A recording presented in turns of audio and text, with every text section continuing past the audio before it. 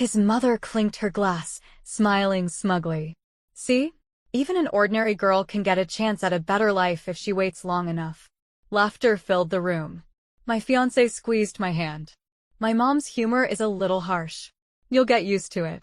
I thought it was just a joke, but months later, in my wedding dress, she looked me in the eye and said, "Ethan made a mistake. But you're still here, aren't you?" They all knew. They all covered for him.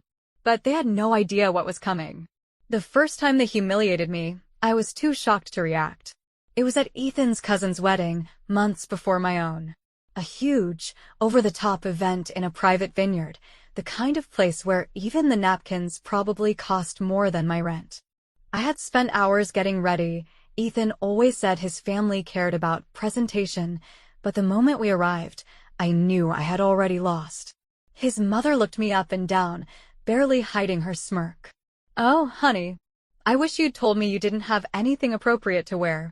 I would have helped you find something classier." A few of the women stifled laughter behind their champagne glasses. His sister leaned in, pretending to fix my earring. "Next time, just ask me, okay? You don't want to stand out for the wrong reasons." "Ethan?" He just kissed my temple and muttered, "Just ignore them, babe. They don't mean anything by it." I ignored it. I ignored it when they sat me at the far end of the table, away from the family. I ignored it when one of Ethan's aunts asked if I was his assistant.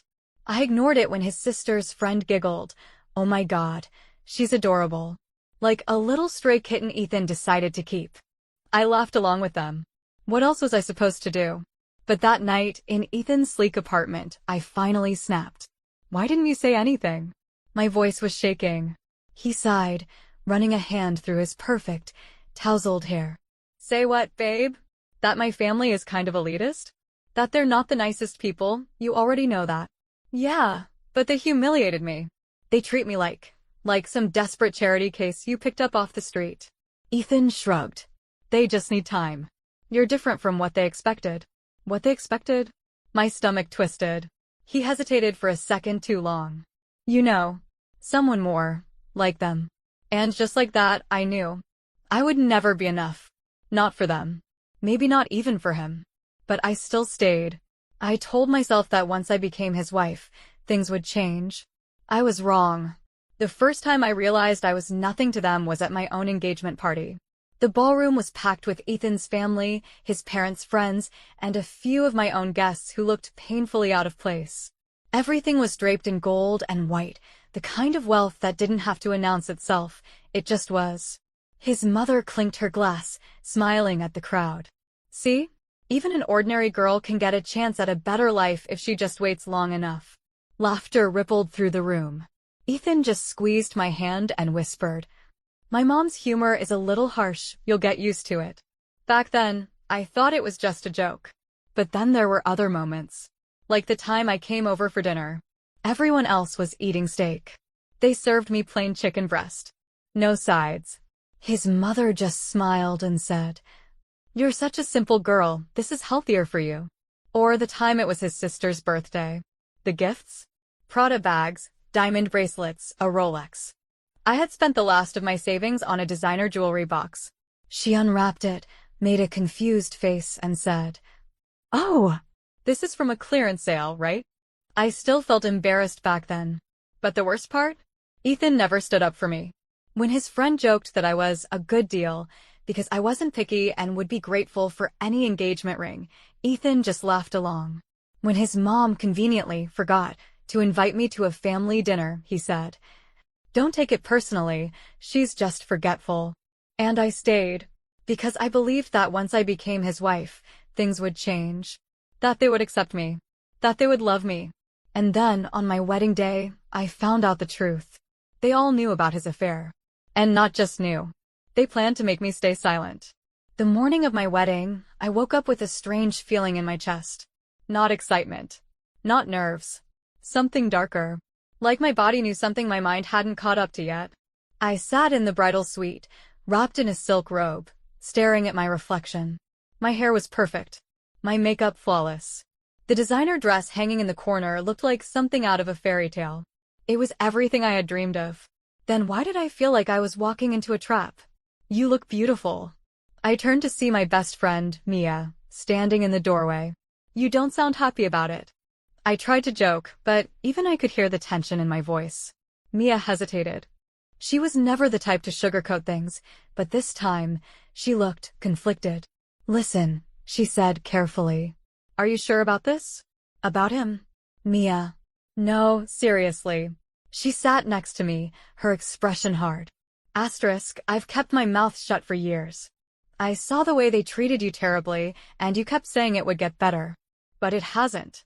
And now you're about to marry into this family, and she exhaled sharply. I need to know that you're sure. I swallowed. Was I? Before I could answer, the door flew open. It was Ethan's sister, Melanie, looking effortlessly perfect in her maid of honor gown. Oh, good, she said, ignoring Mia completely. Mom wants to talk to you before the ceremony. It's important. Mia gave me a look, but I stood up anyway. I'll be right back, I told her. His mother was waiting in one of the private lounges, sipping champagne like it was just another day. Sit, she said, gesturing to the chair across from her. I sat. She studied me for a moment, then sighed, like this was an inconvenience to her. I'm going to be frank with you, she said. You've always been different from the women we expected for Ethan. But you've handled yourself well enough. Gee, thanks, I muttered. She ignored me. Marriage, she continued, isn't just about love. It's about practicality, stability, family image. I frowned. What are you getting at?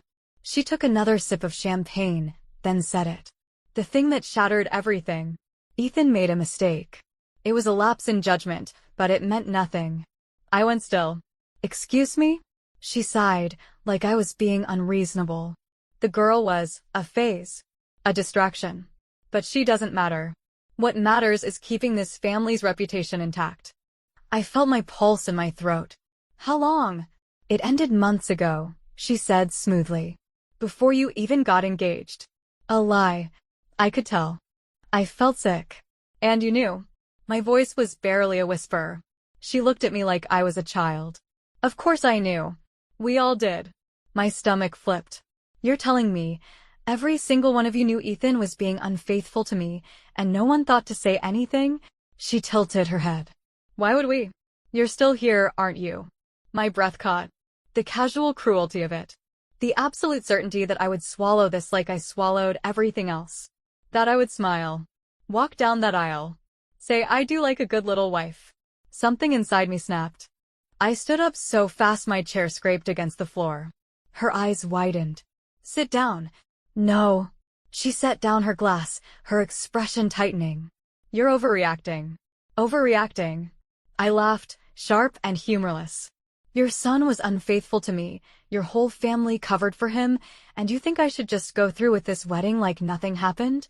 It was a mistake, she repeated, standing up too. Do you really want to throw away everything over one stupid mistake? I stared at her. She actually thought I was weak enough to go through with it. She actually thought I would rather be humiliated in silence than stand up for myself. Not this time. I turned for the door. Where are you going? To fix my mistake.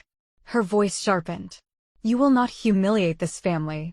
I turned back, smiling sweetly. Oh, don't worry. I picked up the bottle of champagne from the table. The only one getting humiliated today is Ethan. And then I walked out. I stormed back into the bridal suite, heart pounding. Mia stood up immediately. What happened? He was unfaithful to me. My voice came out steady. His whole family knew. Mia's face darkened. That jerk. I grabbed my wedding dress off the hanger. Not to put it on. To rip it apart. Mia grabbed my hands. Wait. I looked at her. If you walk out now, they win, she said. They'll spin this however they want. Make it look like you were unstable, like you got cold feet. But if you want to destroy him?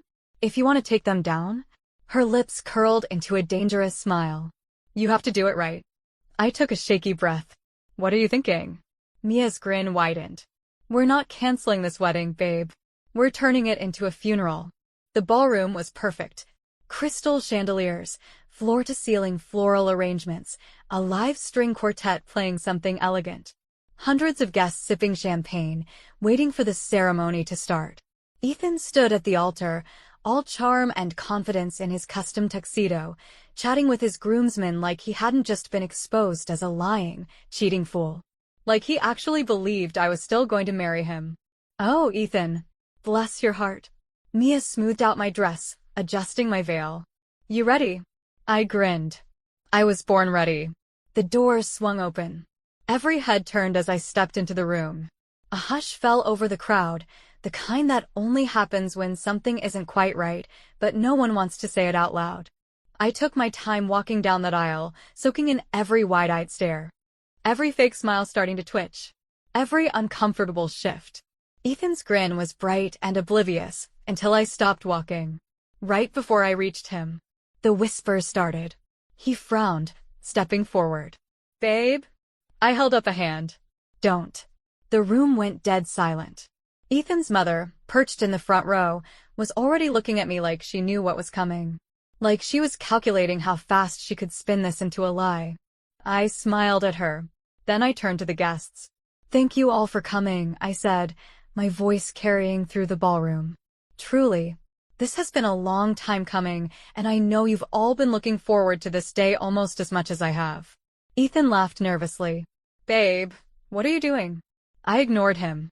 Marriage is built on trust, I continued, scanning the crowd. On honesty. On knowing that the person standing beside you will always have your back. Murmurs spread. Ethan shifted beside me, reaching for my hand. Okay, babe, let's just. I stepped out of reach. Which is why I said sweetly, I think it's only fair that everyone here knows exactly what kind of man Ethan really is. Gasps. Ethan's face drained of color. What the heck are you talking about? I turned to him, still smiling. You know, love, it's funny. I had this tiny feeling, right? This little voice telling me something was off. And then your mom, bless her heart, decided to confirm it for me. I turned back to the guests. Ethan has been cheating on me. For months. Maybe even years. And his whole family? They knew. They covered for him. Because, apparently, keeping up appearances is more important than a little thing like loyalty. Dead silence. Then, oh my God. Are you serious? No freaking way. Ethan's father stood up. Now, hold on just a minute. I held up my hand again. No. You hold on. You've all had your turn to speak. Now it's mine. Ethan's mother's jaw clenched. This is childish. Sit down, and we can discuss this like adults. Oh, I am an adult, I said lightly. That's why I'm not marrying your son. Ethan grabbed my wrist. You're making a mistake. I yanked my arm free. No, Ethan. You did. Over and over again. And then, with all the grace and poise I had faked for years, I picked up a glass of champagne from the nearest table and threw it in his face. The room exploded. People gasping, standing, whispering. Ethan stumbled back, dripping, his face twisted with shock. Are you crazy? Crazy? I laughed, tossing the empty glass aside. No. Just finally awake. His mother let out a horrified shriek. His father buried his face in his hands. His sister pulled out her phone, no doubt texting the entire country club. And then, the best part. The doors flew open. And in walked her. The side chick. She was everything I expected. Tall. Model thin. Perfect hair, perfect lips, a dress that probably cost more than my car. The kind of woman his family would have actually approved of. The irony made me want to laugh. What the heck is she doing here? Ethan hissed. I smirked. Oh, didn't you hear? I invited her. Mia beamed from the back of the room, holding up her phone. It was easy, really. A little social media stalking, a quick DM, and boom. She was more than happy to show up. The girl folded her arms, glaring at Ethan. So this is why you ghosted me? The guests were loving this. Ethan's mother looked like she was about to faint. This is ridiculous, Ethan sputtered. You planned this? I smiled sweetly. Of course I did. I couldn't let you get away without a proper send-off. The girl scoffed, tossing her hair over her shoulder. Wow! You told me you were single. Gasps. Ethan's mouth opened and closed. But she wasn't done. You said you were trapped in a relationship with some clingy, boring girl who wouldn't let you go. The crowd erupted. Ethan paled. That's not. I turned to the guests. Well, I suppose that settles it. Then I took off my engagement ring, held it up for everyone to see, and dropped it on the floor. It landed with a tiny, perfect clink. I turned on my heel, lifted my dress, and walked straight out of that ballroom. But not before I heard the beautiful, beautiful sound of Ethan's mother screaming, "Get back here and fix this." I grinned. I had just burned their perfect world to the ground. And I had never felt more alive. The moment I stepped out of that ballroom, a weight I didn't even know I was carrying lifted off my chest. I had spent years shrinking myself to fit into their world, smiling when they mocked me, swallowing my pride when they treated me like an outsider, nodding along, convincing myself that if I just held on a little longer, they would accept me. I was done waiting. And judging by the chaos erupting behind me, they were just starting to realize it. Mia was already outside, holding the car door open. "Get in, queen. We have a victory lap to take." I yanked off my veil, kicked off my heels, and slid into the passenger seat. The second the door shut, I let out a breathless laugh. "Holy heck, did that just happen?" Mia grinned. "Oh, it happened. And you were a freaking legend." As she sped out of the venue, my phone exploded with notifications. Messages, missed calls, voicemails, all from Ethan. "Where the heck are you? Come back right now. We can fix this. You're being dramatic. Don't ruin both our lives over one mistake." I rolled my eyes and blocked his number. A minute later, my phone buzzed again. "Ethan's mom. You need to come back immediately. This is unacceptable. Do you have any idea what you've done to our family's reputation? You're being incredibly selfish. We welcomed you into our world, and this is how you repay us." I laughed. "Mia, guess what? I'm selfish now." She snorted. "About time. You deserve an award." I blocked his mom, too. Another buzz. This time, from Ethan's sister. "Okay, I know you hate us right now, but holy heck, that was iconic." Mom's losing her mind. Ethan is crying. Like actual tears. Dad left to reconsider his will. "I shouldn't say this, but I always kind of liked you. Can I still follow you on Instagram?" Mia glanced over. "What does she want?" I showed her the messages. Mia cackled. "Oh, now they like you? Ain't that convenient?" I ignored the messages and turned my phone off completely.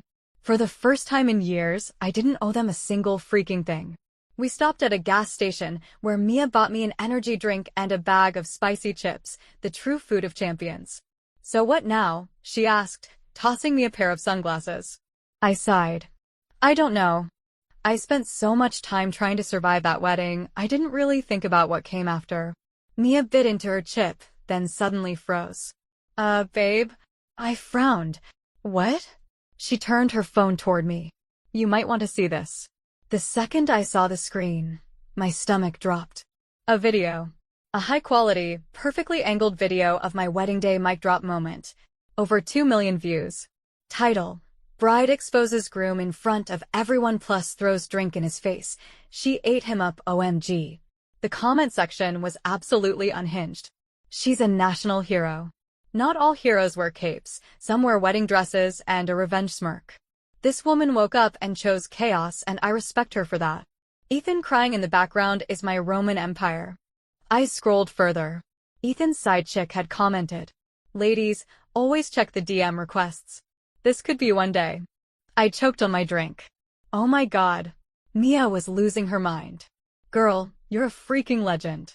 I turned my phone back on just for fun. It was worse than I expected. Ethan's mom had left at least 10 voicemails. I played the first one on speaker. "You manipulative little liar." Click. Mia cackled. "Wow." She didn't even finish the sentence.